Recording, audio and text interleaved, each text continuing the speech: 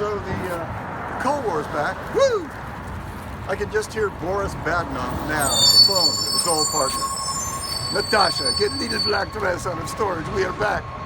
Kill moose and squirrel. Google Rocky and Bullwinkle, kids. You're in for a treat.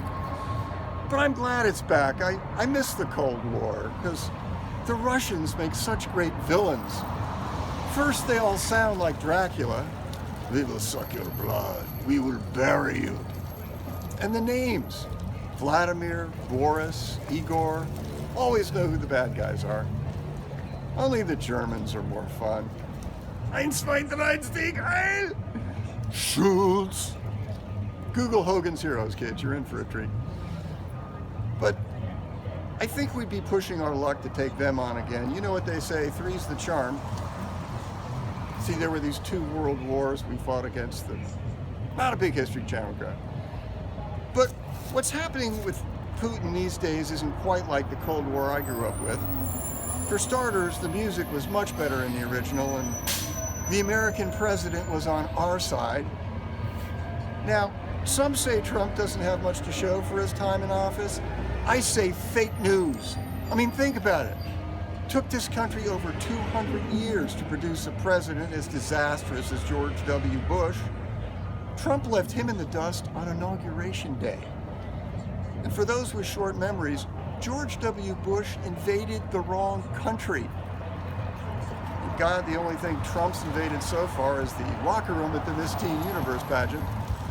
Let's keep those fingers crossed on that, shall we?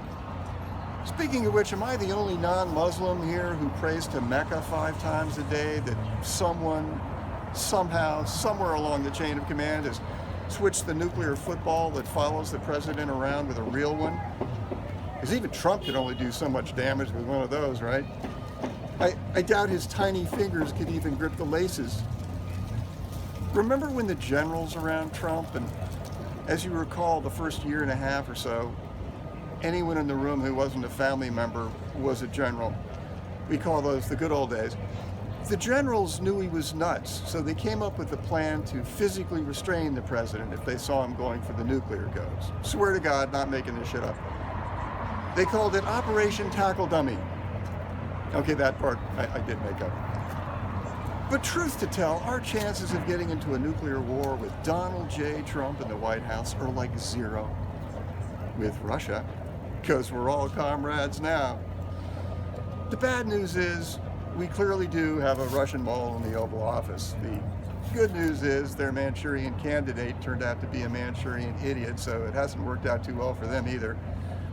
Poor Putin has to fly halfway around the world 3 or 4 times a year to meet with Trump face to face to make sure he understands his instructions. Remember back in 2016, we all thought he was such a genius for pulling this thing off? Now Putin's the guy who picked a dumber sidekick than John McCain, and the only one who still thinks he's a genius is Oliver Stone.